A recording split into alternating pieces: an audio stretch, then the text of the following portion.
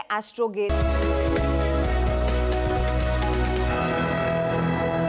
दीपाली राणा, आप देख रहे हैं CNBC आवाज मार्केट्स डे हाई पर और मौका है मोतिलाल ओसवाल की 18th annual global investor conference का। और इसी कॉन्फ्रेंस से हमारे साथ मिस्टर रामदेव अग्रवाल मौजूद हैं, जो कि चेयरमैन और को-फाउंडर हैं मोतिलाल ओसवाल फाइनेंशियल सर्विसेज के। Mister Agarwal, welcome to CNBC Awaaz and congratulations. 2 साल के कोविड टाइम्स के बाद ये ऑफलाइन कॉन्फ्रेंस हो रही है, तो सबसे पहले तो हम एज्यूम करके चल रहे हैं कि काफी एक्साइटमेंट होगी इस कॉन्फ्रेंस में।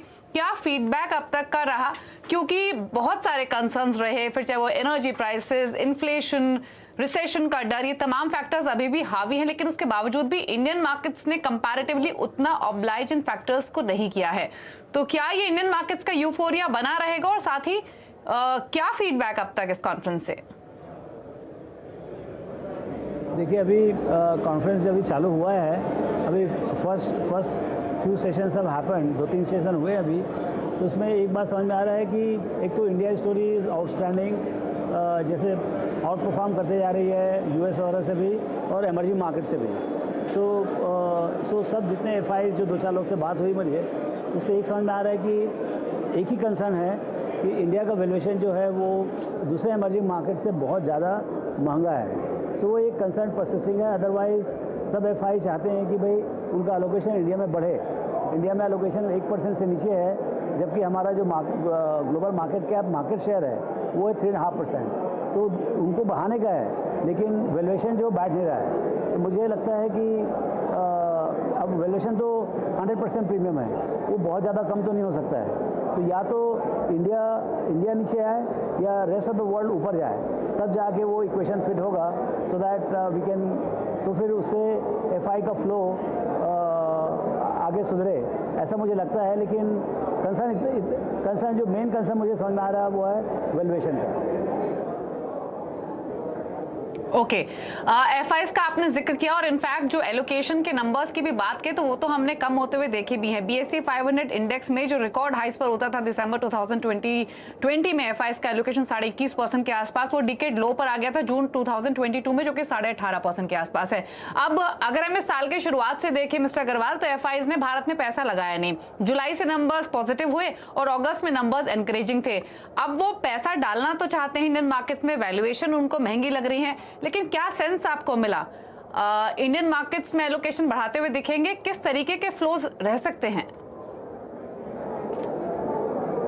ये कहना बहुत मुश्किल है, क्योंकि FI कोई एक एंटिटी नहीं होता, उसमें भी बहुत सारे वैरायटी हैं, लॉन्ग ओनली, लॉन्ग शॉर्ट, फिर हेज फंड्स, फिर index funds, global macro funds, ऐसे बहुत सारे कैटेगरी हैं। यहाँ पर तो टिपिकली लॉन्ग ओनली जो फंड मैनेजर्स हैं वो आते हैं और वो कह रहे हैं कि actually they have seen some redemptions, और वो इसलिए कि जो बैलेंसिंग जो है, क्योंकि जो दूसरे मार्केट्स में काफ़ी ज़्यादा घाटा हुआ है, उसी कारण से इंडिया का लोकेशन जैसे कहीं पर 15% रहा होगा वो 30% हो गया है। तो उनको वो रीबैलेंस करना जरूरी है, और फ्लो है नहीं, तो उसी कारण से उनको नेट बेचना पड़ता है टू रीबैलेंस। तो उस सब की विडम्बना भी है। तो जब तक एक इक्विटी के लिए माहौल सुधरेगा नहीं, और जब तक एमर्जिंग मार्केट में मतलब ये सब मेरे ख्याल से यूक्रेन वगैरह सब ये वार वगैरह ख़त्म होगा, तो कहीं कहीं जाके emerging market as a category in equities has to come back, और वहाँ पर मेरे ख्याल से थोड़ा सा माहौल सुधरेगा फॉर एमर्जिंग मार्केट फ्लो, और तब मेरे ख्याल से लगता है कि इंडिया के लिए sustained flow will happen. But यदि हम 5-7 साल की बात करें, आगे की बात करें, तो क्लियरली इंडिया एक अंडर एलोकेटेड कंट्री है in the portfolios of FIs, और मुझे लगता है कि जिस तरह से इंडिया का ग्रोथ स्टोरी बिल्ड हो रहा है on the back of domestic capital, जो आपका रिटेल पार्टिसिपेशन है, जो आपका जो एक जो फ्लो बन रहा है, डोमेस्टिक फ्लो बन रहा है, वही इंडिया की ग्रोथ स्टोरी के लिए काफ़ी है। और वो जब ग्रोथ स्टोरी सस्टेन करेगी तो कहीं कहीं जाके FI भी पार्टिसिपेट करेगी, ऐसा मेरा बिलीफ है। लेकिन समय बताएगा क्या होता है।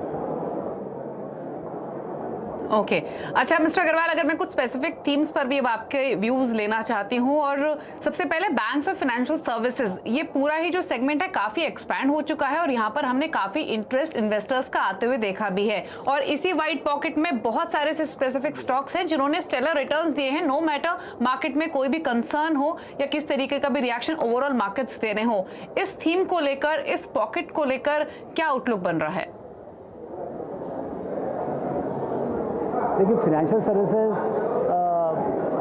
बहुत समय के बाद ये सेगमेंट में जो है ना opportunity is looking very good. उनके बैलेंस शीट क्लीन है, क्रेडिट कॉस्ट नीचे आते आ रहा है और क्रेडिट ग्रोथ बढ़ते आ रहा है। तो ऐसा बहुत कम समय आता है और वैल्यूएशन रिजनेबल है। आपका क्रेडिट ग्रोथ है, क्रेडिट कॉस्ट कम हो रहा है और वैल्यूएशन रिजनेबल है, और इकोनॉमी भी बहुत अच्छे से ग्रो हो रही है, अबाउट 7% से। सो आपको हर तरीके से मतलब एक टेल विंडेड एनवायरनमेंट है। तो जो सेटबैक हमने 2 साल देखा था कोविड के टाइम में बैंक्स के लिए, वो पूरा रिकूप होगा और सब बैंक धीरे धीरे ऑल टाइम हाई में पहुंचते जा रही हैं। और ये तो क्या परपेचुअल ग्रोथ मशीन है। आपको 12-15% आपका क्रेडिट ग्रोथ होगा। आपका इस साल का credit growth already year on year 15 का हो गया है। तो ऐसा लगता है कि ये अल्टीमेट ग्रोथ स्टोरी है टिल द नेक्स्ट साइकिल। अभी 2-3 साल ये ग्रोथ स्टोरी बनेगी। बैंक्स के वैल्यूएशन सुधरेंगे और and investors will have opportunity to make good amount of money in the markets. Interesting है, यानी बैंक्स फाइनेंशियल सर्विसेज का जो थीम है वो अगले 2-3 सालों तक तो बनी रहेगी ही। अच्छा मिस्टर अग्रवाल, एक चीज और है, स्पेशली अगर हम पिछले 3 सालों का ट्रेंड देखें तो हमने हर साल थीम बदलते हुए देखी है मार्केट की। 2020 वाज ऑल अबाउट फार्मा, 2021 में आईटी ने काफी अच्छे रिटर्न्स दिए। इस साल हम देख रहे हैं सीमेंट, ऑटो, ये कुछ थीम्स है जो सामने आ रही हैं। आईटी को लेकर हालांकि अभी आपकी कॉन्फ्रेंस स्टार्ट हुई है तो it's too early to comment, लेकिन जो भी कम्युनिकेशन कॉन्वर्सेशन या आपके थॉट्स हैं वो आईटी को लेकर क्या है? ये जो ग्लोबल रिसेशन की बातचीत हो रही है, जो यूएस कंसर्न्स की बात हो रही है, ये आईटी पर इंपैक्ट डाल चुकी है या पेन अभी भी बाकी है? आईटी को लेकर क्या व्यू है? पैसा निकाल रहे हैं, कुछ सोच भी रहे हैं डिप्स पर डालने की? देखिए, यदि आईटी सेकंड बिगेस्ट कैटेगरी है आफ्टर बैंकिंग, तो होता क्या है कि यदि बैंकिंग अच्छा चल रहा है तो कहीं न कहीं से अलोकेशन आना जरूरी है। तो क्लियरली इस समय अलोकेशन आ रहा है आईटी से। तो आईटी का जो कॉर्पोरेट परफॉर्मेंस अच्छा आएगा, लेकिन जो डीरेटिंग हो रही है, जैसे 30 का पी था वो 25 हो गया या 22 हो गया या 20 हो गया, वो चलते रहेगा कुछ हद तक। मतलब जब आपका मालूम पड़ा कि 2022 में the best performing sector is banking, लेकिन 2023 में हो सकता है कि banking might take a back seat and IT might become the best performing sector. तो ये चरण, जैसे आपने बोला कि हर साल नए नए थीम आते हैं, जैसे फार्मा है, आईटी है, ये सब वंडरफुल बिजनेस है, लेकिन ये 22 का साल उनके लिए अच्छा नहीं है क्योंकि उसके पहले उन्होंने अच्छा किया हुआ है। तो ये चरण चलते रहेगा। इसका ये मतलब नहीं है कि कोई बिजनेस का अंत हो जाएगा और कुछ भी होगा। मेरे ख्याल से इंडियन आईटी स्टोरी और pharma story is much longer, much bigger story for next 5, 10, 15 years. And उनका quality of business is very good, उनका कैश फ्लो बहुत अच्छा है, मैनेजमेंट बहुत अच्छे हैं, बहुत ट्रांसपेरेंट है। तो ये जो पी डीरेटिंग हो रहा है वो कहीं न कहीं जाके बॉटम होगा, 4-6 महीना और लगेगा। अच्छा, ये जो रिसेशन का फियर है वो भी एक मतलब अभी तो समझो कि रियल ही है, क्योंकि वहाँ पर इन्फ्लेशन अभी भी ऊंचा है। तो हो सकता है कि 4-6 क्वार्टर तक ये जो टेक में, जो यूएस टेक में जो प्रेशर रहेगा, तो environment is not right for री rating at this juncture in IT. अच्छा मिस्टर अग्रवाल, मैं ऑटो पर आपसे 2 सवाल पूछना चाहती हूँ। पहला तो ये कि ये जो टॉप गियर में दौड़ रहे हैं ऑटो स्टॉक्स ज्यादातर कई सालों के बाद, अब इन स्तरों पर आकर इनकी सवारी करना जानलेवा तो नहीं होगा, या फिर बेहतरीन रहेगा इन लेवल्स पर भी ऑटो में एक्सपोजर लेना? और दूसरा ये, अगर इस पूरी पॉकेट को देखें तो एमएनएम जैसे स्टॉक्स ने बहुत अच्छी परफॉर्मेंस दिखाई है, ईवी पर उनका फोकस काफी अग्रेसिव है, टीवीएस मोटर्स काफी अच्छा परफॉर्म कर रहा है, मारुति इतने सालों बाद चला है, अब तो वापस 10,000 की बातचीत शुरू हो गई है। लेकिन एक स्टॉक जो शायद अपनी चाल पहले ही दिखा चुका था, अभी बिल्कुल अंडर परफॉर्म कर रहा है, वो है टाटा मोटर्स। अब नुकसान दे रहा है इन्वेस्टर्स को। अगर बाकी स्टॉक्स के सामने देखें तो कैसे सेग्रीगेट कर रहे हैं आप अपना एलोकेशन, अपनी इन्वेस्टमेंट ऑटोज में? सो क्लियरली ऑटो बड़ा सेगमेंट है और सबसे बड़ा कंज्यूमर आइटम होता है। रोटी, कपड़ा, मकान, गड्डी एंड फिर हाउस। तो गाड़ी transportation is very large segment और इसमें हर सेगमेंट में एक दो प्लेयर हैं जो सक्सेसफुल हैं। अब देखिए कमर्शियल व्हीकल का डिमांड तो बहुत ज़ोर से आएगा, तो टेल्को बहुत पैसे कमाएंगे उसमें। डोमेस्टिक में इंडिया में telco is going to make lot of money, लेकिन सामने आपका जो JLR है, जो उनका सबसे बड़ा पोर्टफोलियो है, कैपिटल लोकेशन सबसे बड़ा है, उसका इम्पैक्ट बड़ा है, उसका जो यूरोप से संबंध है, अभी UK में है, चाइना में उनका बहुत बड़ा फ्रेंचाइज है। तो ये जो थोड़ा ग्लोबल अनसर्टेनिटी है, सेमीकंडक्टर के प्रॉब्लम्स हैं, उसके चलते शॉर्ट टर्म में एटलीस्ट टेल्को का जो प्रॉस्पेक्ट्स हैं वो मेरे दिमाग में क्लियर नहीं है, तो वो देखना पड़ेगा। और बाकी तो लॉन्ग टर्म में सब कुछ रिजॉल्व होगा, यूरोप भी रिजॉल्व होगा और इनके एक्सपोर्ट्स और चालू होंगे, सेमीकंडक्टर का प्रॉब्लम भी सॉर्ट आउट होगा। सो पोटेंशियल तो बहुत ज़्यादा है कंपनी में, लेकिन अभी देखिए कैसे सॉर्ट आउट होता है। I don't have any strong view on European car industry at this juncture. लेकिन इन्वेस्टमेंट के हिसाब से ज्यादा अट्रैक्टिव क्या लग रहा है मिस्टर अग्रवाल, ऑटोज या ऑटो एंसिलरीज?